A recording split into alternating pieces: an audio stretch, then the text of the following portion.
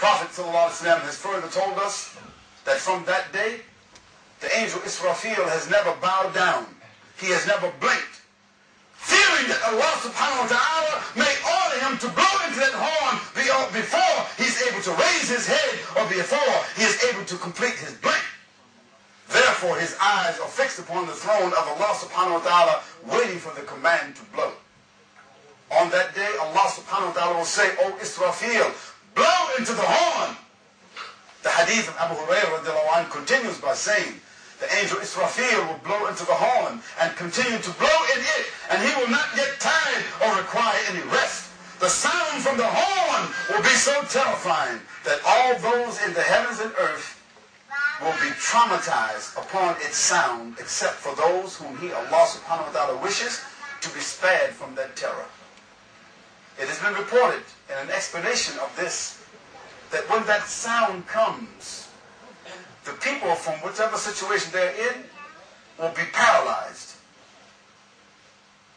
As if 30,000 or 50,000 volts of electricity had been hit in their heads. They will be paralyzed.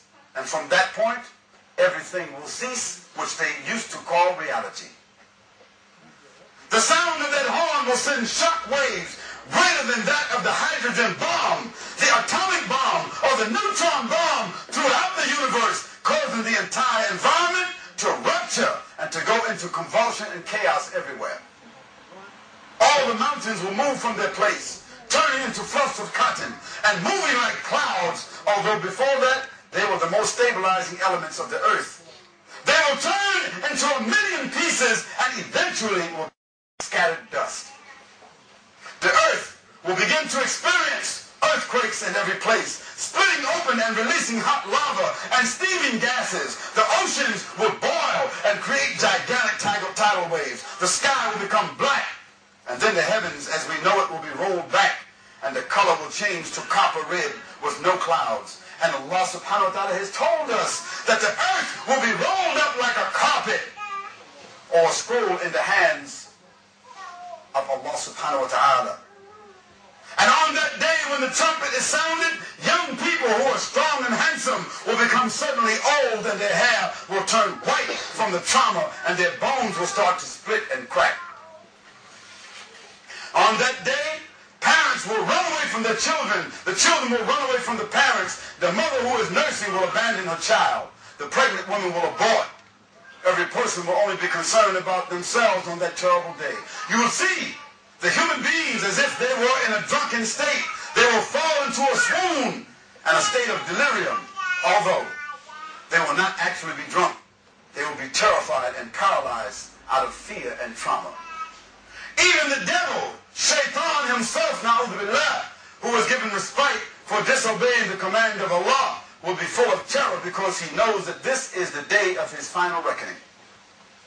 He and his army of devils will flee to various corners of the world, seeking to escape, but they will find no hiding place.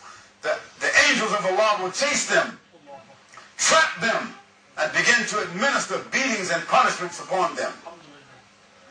The human beings and the jinn will experience such pain and humiliation that they could never imagine.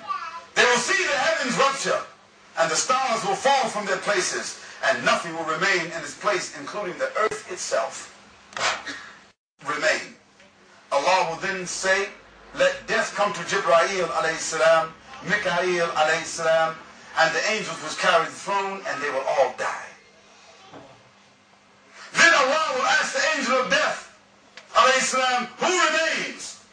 The angel will answer, only you, Allah subhanahu wa ta'ala, who is Hayyul Qayyum. Only you, Allah, and I.